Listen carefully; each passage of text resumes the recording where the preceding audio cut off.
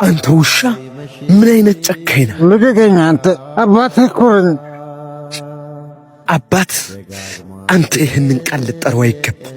አባት ማለት ለልጁ ህልም የሚኖር ሚስቱን ከሰው ፊት የሚጠብቅ እንጂ እንዳንተ በጠዋት ተነስቶ ሚስቱን የሚደበድብ አይደለም። ተግባባን? ልጄ እባክህ ልቀቀው እባክህን። ኧረ እባክህ። አልለቀውም እናቴ።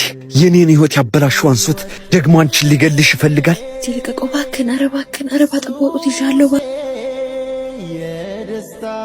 ለዛሬ እናቴ አድናለች። ከዚህ በኋላ ብትደግመው ግን እጨርሳለሁ። ጭራሽ አንተ ነህ የምታሳይ? ቆይ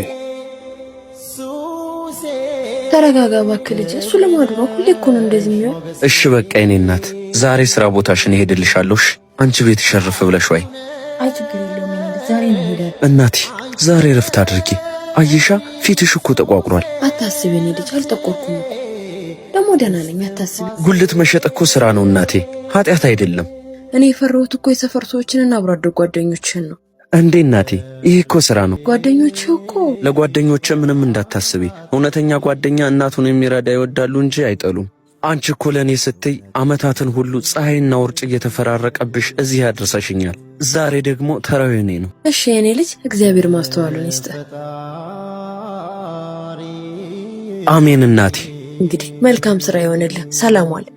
እሺ እናቴ ሰላም ዋይልኝ። እወድሻለሁ። እሺ